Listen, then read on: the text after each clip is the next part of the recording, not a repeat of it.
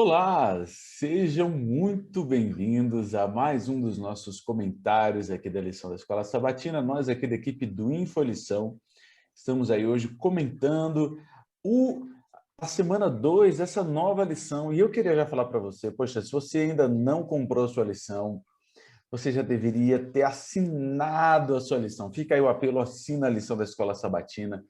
Faz a sua assinatura, olha aí o pastor Moraes mostrando aí a dele, a minha está aqui do lado, inclusive está aqui debaixo de alguns livros, eu estou olhando aqui as minhas anotações, mas olha, fica aí o apelo para você fazer a sua assinatura da lição. A gente está chegando perto já da data da assinatura, e lembrando aqui os nossos comentários, eles vão ficar disponíveis aqui no YouTube, mas você também tem acesso aí aos infográficos da equipe do InfoLição, no grupo do WhatsApp, no grupo do Telegram, também no Facebook, no Instagram, e também temos em outras línguas. Você que está aí estudando inglês, que está estudando francês, alemão, espanhol ou guarani, também nós temos aí os infográficos feitos nessas línguas para você também poder compartilhar, talvez com pessoas de outros países, ou aperfeiçoar também no seu estudo. De qualquer forma, eu queria convidar todos agora para nós fazermos uma oração, para iniciarmos os nossos comentários aqui, e logo em seguida eu vou passar aí para o pastor Moraes. Então, nos acompanhe aí em oração. Oremos. Deus eterno, louvado seja o teu santo nome, obrigado por nos reunir aqui para estudarmos a tua palavra. Senhor, que a partir desse momento o Senhor esteja comigo, com o pastor Moraes também, nos abençoando para aprendermos e conseguirmos compartilhar o máximo possível da tua palavra. Senhor, por favor, completa muito o que nos falta para que sejamos aptos a ajudar os professores a compartilhar essa tua palavra também na lição, nas suas classes, na revisão da lição. Nós pedimos também que o teu Espírito Santo seja com cada um que está ouvindo e que abra os corações para a compreensão e para também absorver essas verdades tão preciosas que o Senhor nos traz. Seja conosco, em nome de Jesus Cristo, nós pedimos. Amém. Muito bem, antes eu quero agradecer aos nossos colaboradores dessa semana. O pastor Elton Batista ficou responsável pelo texto e pelo designer. Nós tivemos a consultoria do Luiz Francisco, né, que sempre nos ajuda na hermenêutica. E a ilustração, como sempre, da capa, do Adriana Batista, como você está vendo aí do lado do Info. Muito bem, queridos. A lição, ela começa iniciando ali o sábado, fazendo uma introdução, e o que a gente capta ali, o sumo, é de que ele tem uma hipótese, e está ali nas entrelinhas, que a premissa da hipótese dele é a inquietude é resultado do pecado.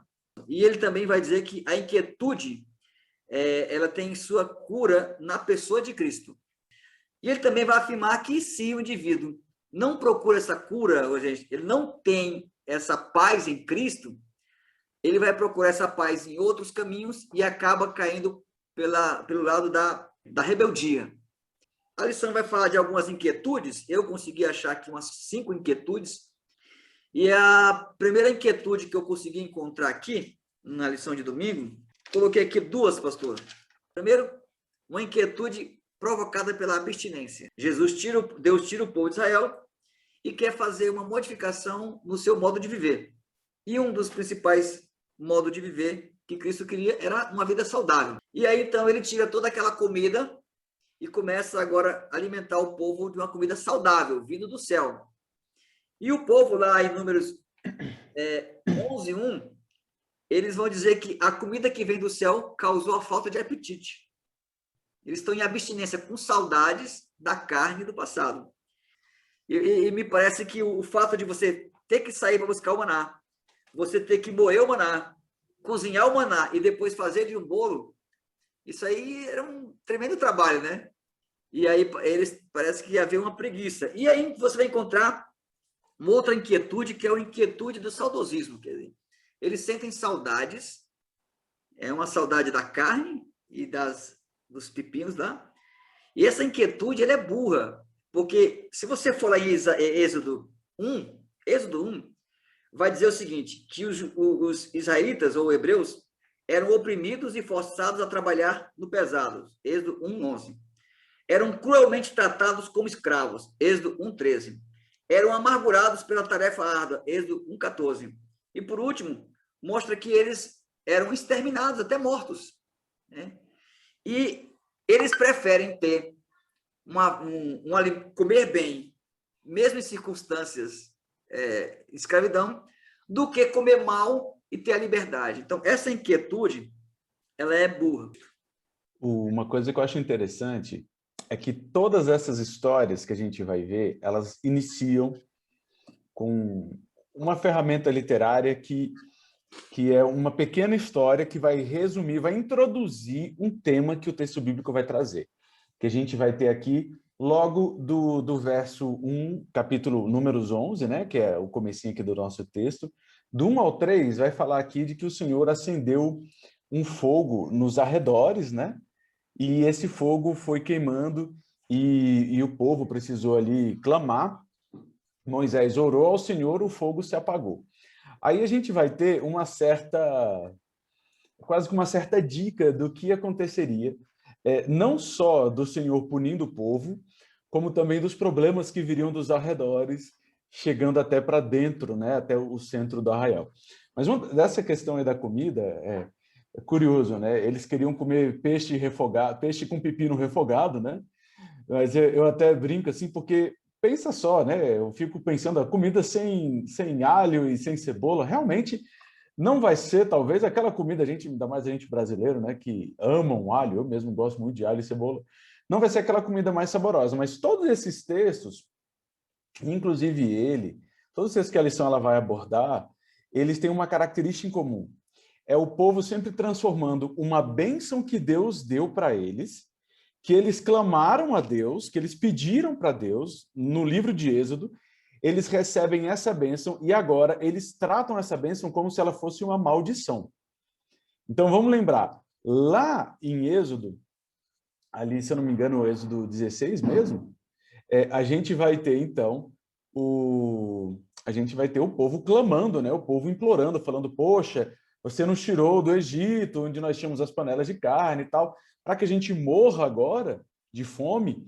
E aí Deus vai mandar o maná. E agora eles estão reclamando do maná.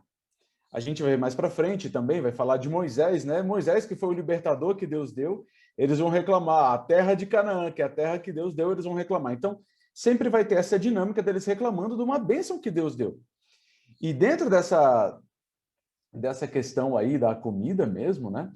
A gente vai perceber uma certa associação, mais uma vez, essa questão ali que a gente tem nessa introdução. Por quê? Acho que a gente já pode até ir entrando, eu vou puxando aqui um pouquinho, a gente já vai entrando aqui na parte das codornizes, né?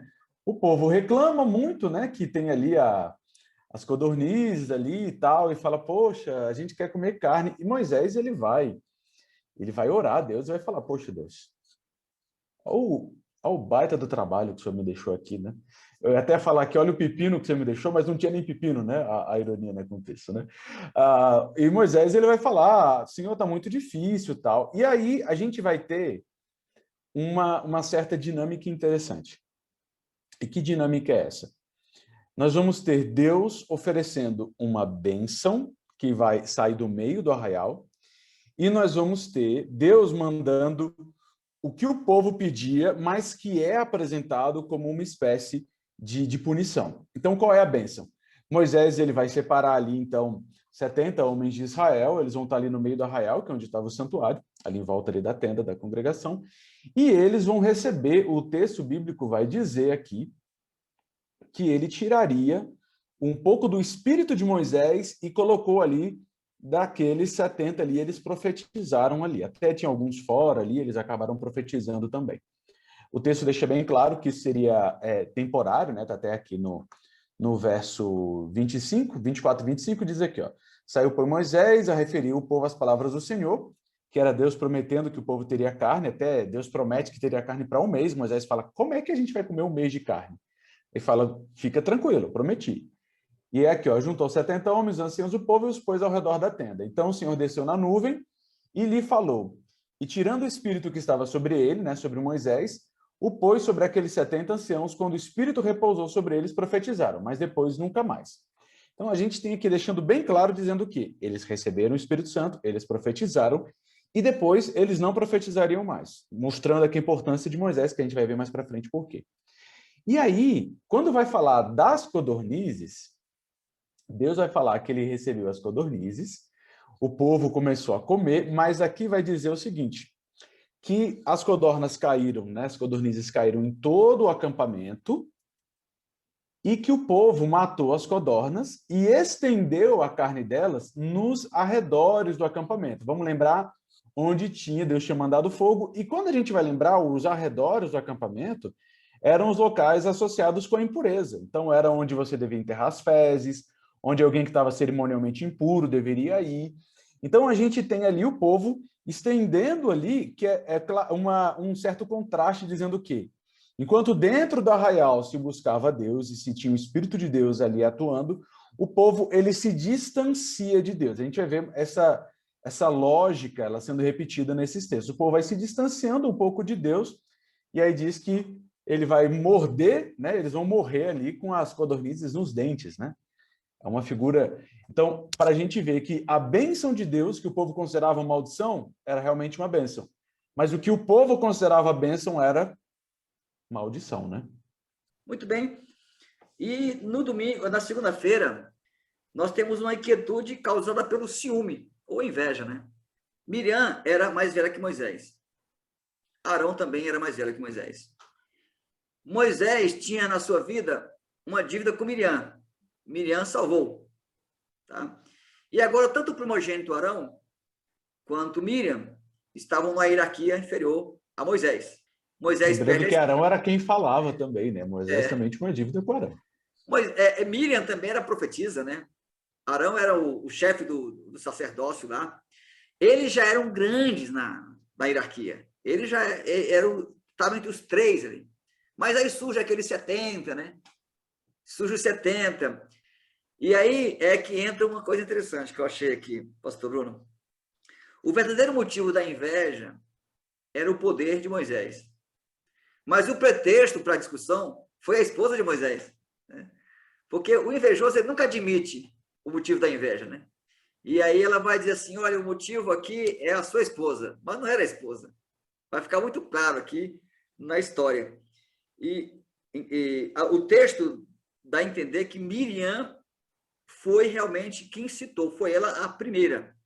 Porque o nome dela aparece antes de Arão e ela é punida sozinha. Né?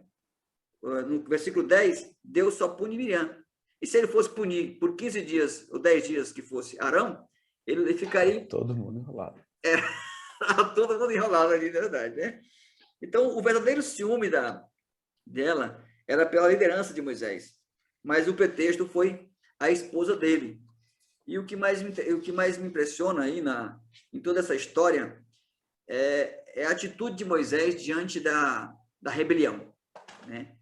O verso 3 de Números 12 diz que ele era manso e ele não levantou a voz, poderia ter orado a Deus, poderia ter feito recurso, poderia ter juntado todo o povo contra os irmãos, mas ele simplesmente se omitiu isso aí pela humildade e, ao fazer isso, Deus comprou a briga, Deus ouviu, se incomodou e puniu. Esse contexto todo aqui mostra que uma das inquietudes da humanidade, a nossa, é a inveja, né? O ciúme.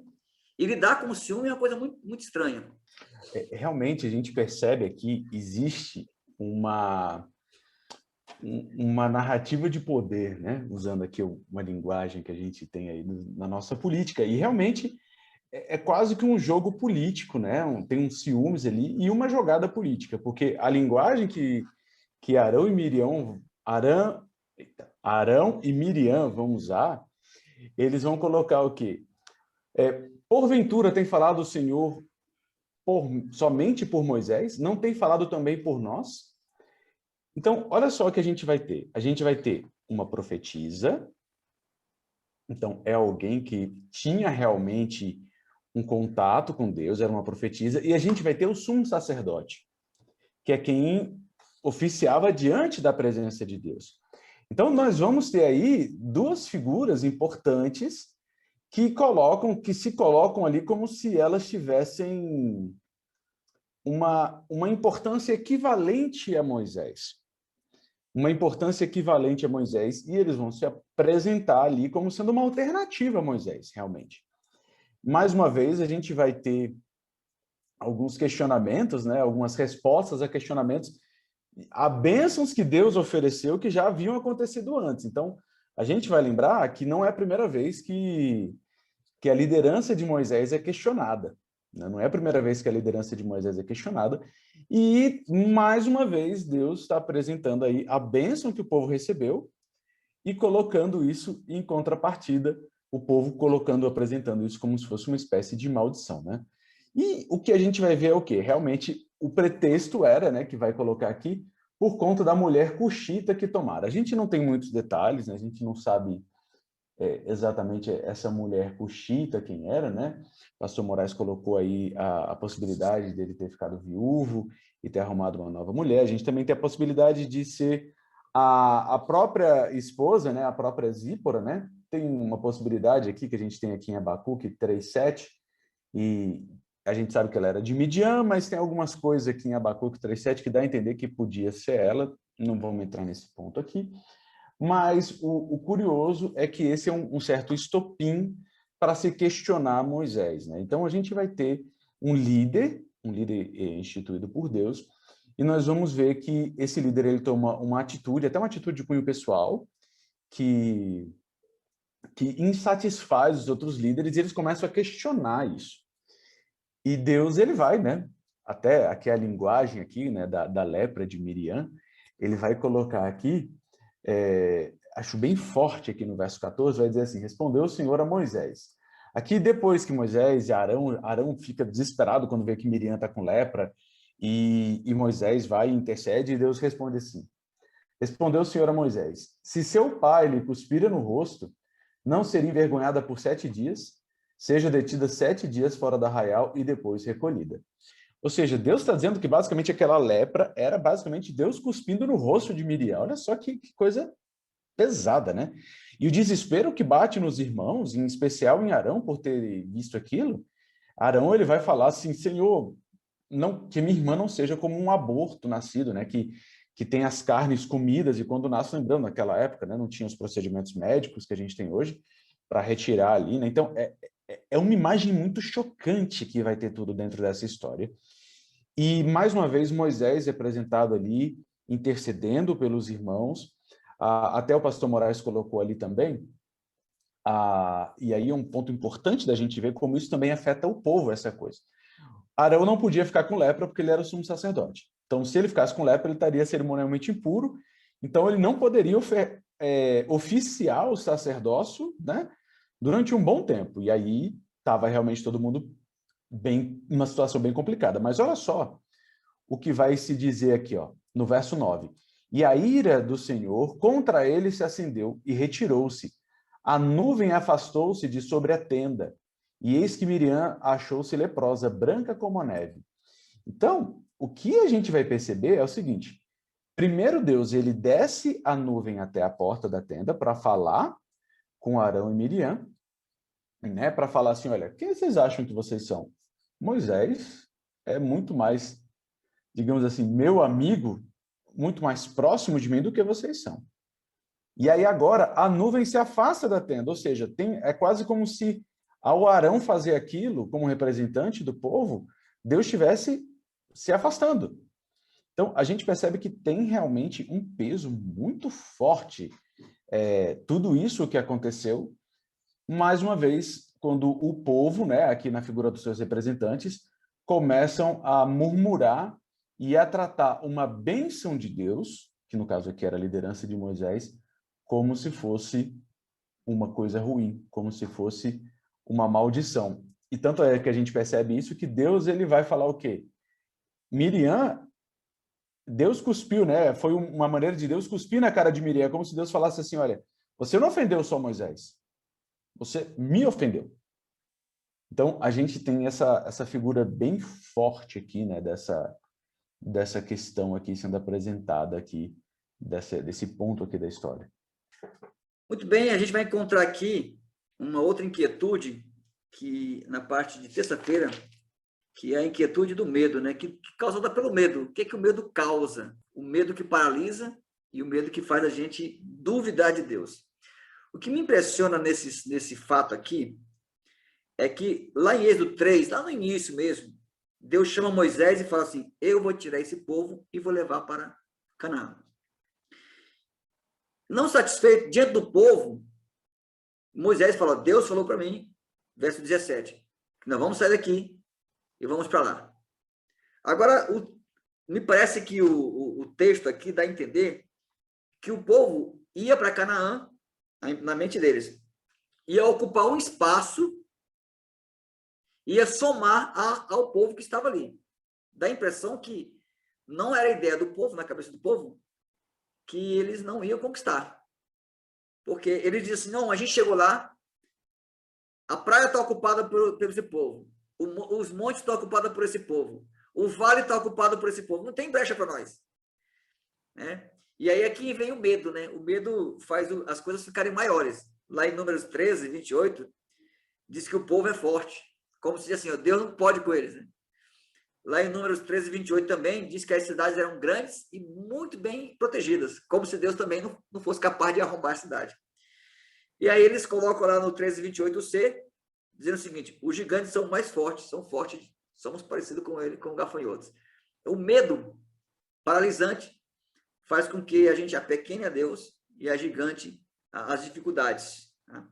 E essa foi uma das inquietudes do povo. Né? Os relatórios ali e tudo mais, a gente percebe que uma das coisas que nos inquieta hoje é que a gente, ao olhar para os nossos problemas ao redor, a gente diminua Deus. Todas as vezes que eu pergunto: será que eu vou conseguir? Será que vai dar certo? Eu estou apequenando, né?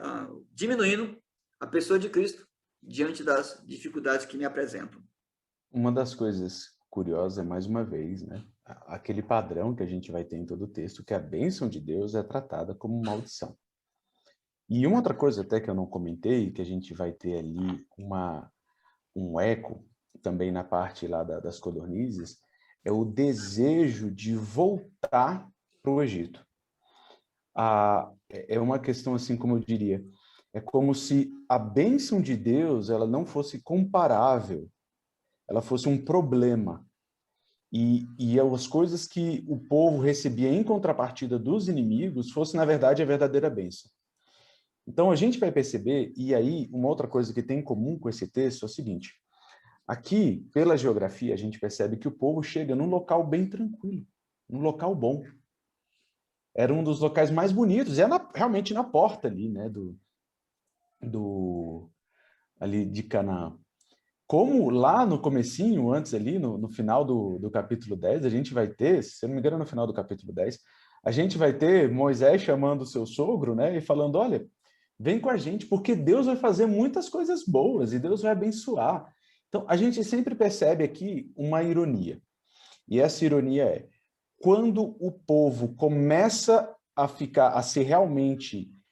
se encontrar numa situação favorável, eles começam meio que a querer escolher a bênção que eles vão ter, eles começam a questionar as bênçãos que Deus fez. Aqui a gente tem o povo chegando diante da Terra Prometida e questionando: será que Deus pode vencer? Gente, o Egito era muito mais poderoso do que todas essas nações.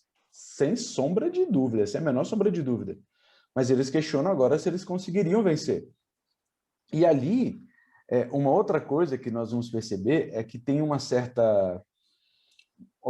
certo ponto ali, né, que a gente vai ter algumas referências dentro do relatório, da parte positiva do relatório dos espias. A gente vai ter umas certas referências a locais, em especial Hebron, que fala do cacho de uva, né?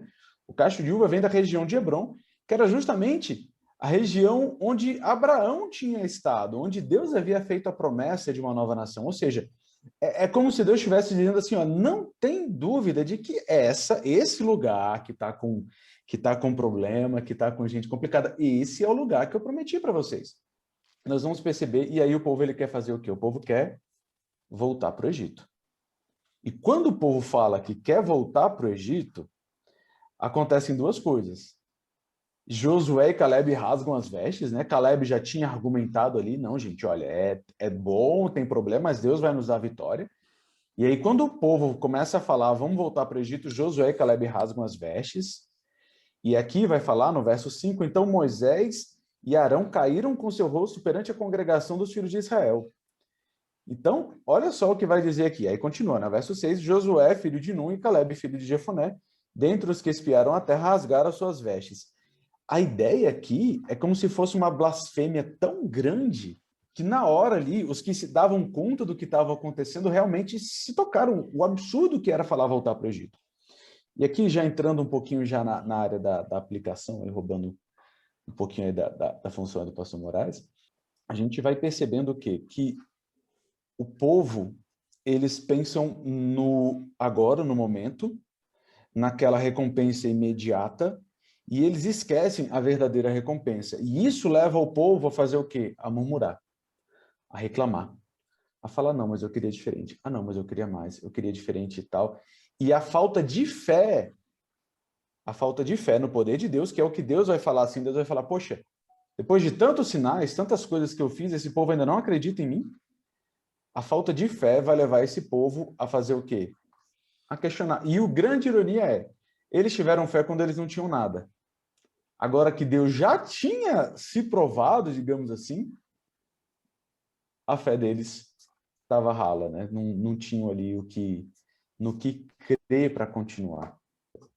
Muito bem. E aí nós temos assim uma lição que eu particularmente achei que ela ficou fora do padrão, hein?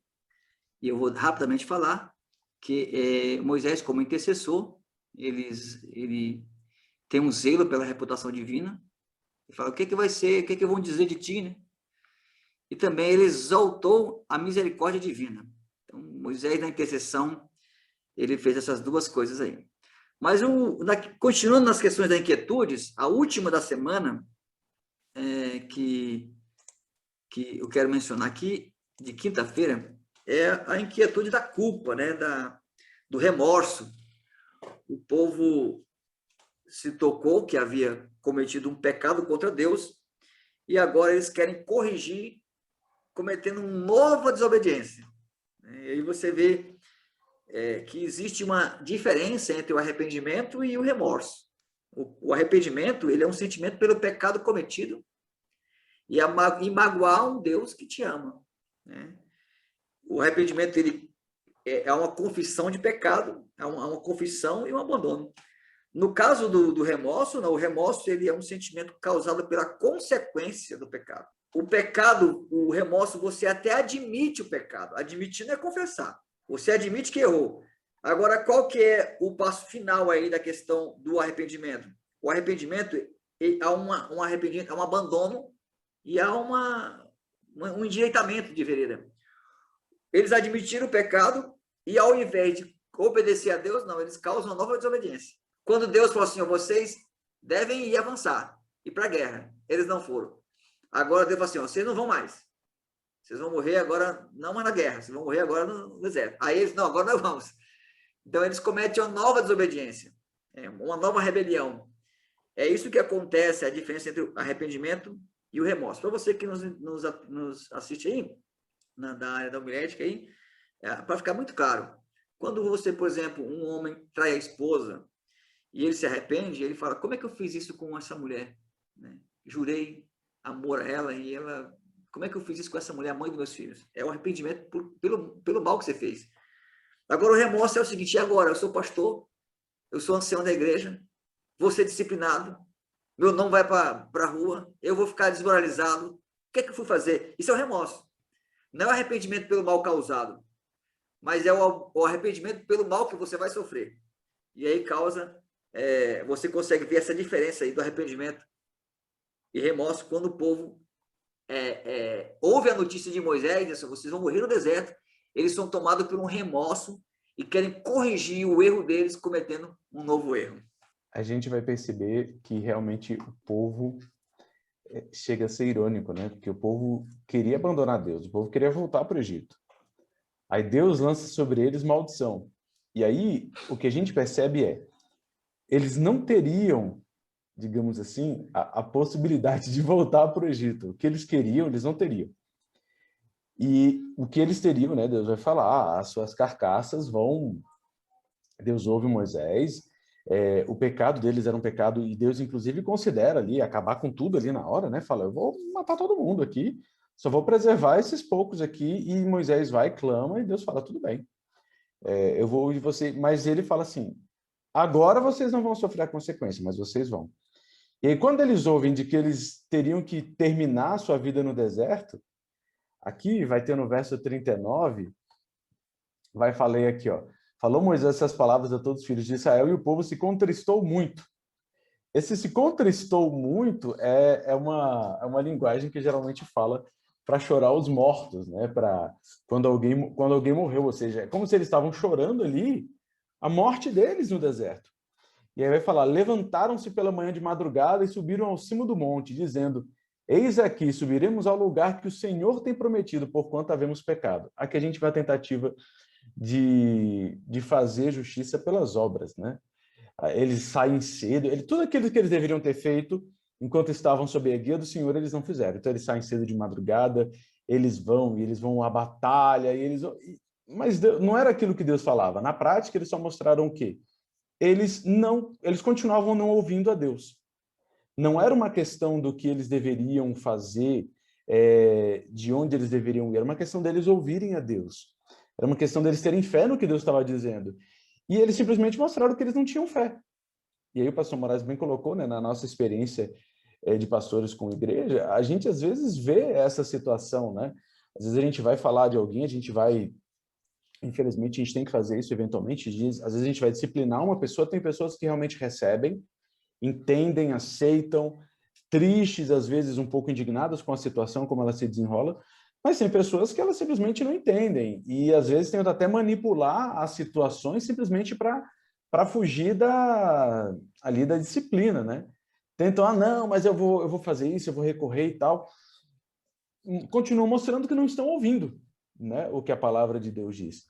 E um dos pontos que eu quero colocar aqui também, já dentro da área de aplicação, é o quê? O que eles queriam, eles tinham ali, entre eles, a escolha da bênção de Deus e, aspas, a bênção da rebelião. Aspas aqui, porque não era bênção, era maldição. É escravidão, voltar para a escravidão. Eles preferiram ser escravos, mas terem alguns benefícios, do que servirem a Deus livres, com algumas restrições. No final das contas, o que eles não perceberam é o quê? Isso aqui é um anzol. Eu costumo dizer que é o anzol do diabo, né? Não é nem um anzol, é a isca do diabo, mas por trás disso tem um anzol. Você vai na isca, você acha que sua vida vai ser melhor. Quem vai trair a esposa acha que vai ser melhor com o amante. Quem quer ser desonesto acha que vai ser melhor tendo dinheiro desonesto. Quem quer ser mentiroso acha que vai ser melhor fugindo das consequências da verdade. Em N situações, né? Quem quer ser infiel nos dízimos e nas ofertas acha que vai ser melhor com aquele dinheirinho a mais no bolso, mas no final é a isca e por trás tem o quê? O anzol. E no final das contas, nunca teve na mesa aquela possibilidade deles voltarem para o Egito. E eles receberam sua maldição. Muito bem, pastor Bruno. Eu quero fazer aqui aquela aplicação do coração. Deus, por várias vezes, perdoou o seu povo. No caso aqui, perdoou o povo, perdoou Miriam, mas em nenhum momento ele desculpou. Existe uma grande diferença entre você desculpar e perdoar. Desculpar é quando o seu filho quebra um prato ou faz uma bagunça e você dá um abraço nele e limpa. E perdoar é quando você dá um abraço nele e fala, limpe você. O perdão de Deus não nos livra das consequências. Deus nos perdoou e quer que nós aprendamos com esse erro. Deus ele pode perdoar um camarada que fumou 30 anos, mas raramente ele vai tirar o câncer do pulmão ou livrar alguém que bebeu a vida inteira de uma cirrose. A gente percebe algumas grandes ironias, né? E esses textos eles são recheados de ironias. E uma dessas ironias é que quanto mais próximo o povo chegava da Terra Prometida, mais distante eles ficavam de Deus. E outra ironia era que quanto mais próximo você tem aquela figura do início, né, do fogo que começa nos arredores e vai indo para o centro. E a gente vai ver uma rebelião que vai começar nos arredores, a gente vai ver dizendo que a murmuração começou, até que ela chegou no próprio sumo sacerdote. E o ponto que eu gostaria de dizer é, Não adianta a gente buscar os privilégios da fé sem o Deus da fé. Não adianta a gente buscar uma vida cristã para ter bênçãos, para ter prosperidade, sem a gente ter o Deus que está por trás disso. E aí nós vamos ver essas inquietações elas vão surgir ali, né? Essa angústia, essas reclamações, essas murmurações, elas vão surgir desse afastamento de Deus. E é curioso que Deus vai deixando claro isso, e sempre indo aos pouquinhos, né? O pastor Moraes bem colocou, falando de que Deus não vai tirar essas consequências. A gente percebe aqui que Deus ele foi ampliando à medida que isso ia indo, para deixar claro ali, dizendo que vocês estão se afastando de mim. Vocês estão se aproximando da terra da promessa, mas vocês estão esquecendo Deus da promessa. Então a gente vai ver sempre Deus dando ali um fogo que começa e só pega ali no lado de fora. Depois a gente vai ver o povo que vai levar a bênção de Deus para o lado de fora, chamar a comida de maldição, e aí já vai ter mais pessoas sofrendo, até que finalmente chega em Arão e Miriam. Deus vai mostrar que mesmo aqueles que estão próximos precisam mudar, e aí o infeliz grande final, né? Que é o povo todo, com exceção de 2 pessoas, é condenado a vagar pelo deserto. Então, nós temos aqui essa lição. As consequências que Deus nos manda, às vezes, são simplesmente para nos ajudar a perceber o caminho que a gente está trilhando. Mas, acima de tudo, a gente precisa lembrar que precisamos estar próximos de Deus, ouvir a voz de Deus, e não pensar só em se aproximar da promessa que Deus diz. Não adianta a gente ir para o céu se o Deus do céu não vai estar lá, ou se a gente não vai querer estar no céu. Então, escute a voz de Deus, e isso vai ajudar você a aquietar as murmurações de dentro do seu coração. Muito obrigado, pastor Bruno. Eu convido você a fazer uma oração agora. Bondoso Pai, nós somos cercados por inquietudes de várias ordens, e essas lições dessa semana nos mostraram um pouco de como ela surge, de como tu lida com isso, e de como podemos nos apropriar dessa cura. Nos ajude a encontrar descanso nos teus braços, que as ansiedades e impaciência que temos sejam saradas pela fé que temos em ti. Nos dê uma boa semana. Por Jesus te pedimos e agradecemos. Amém.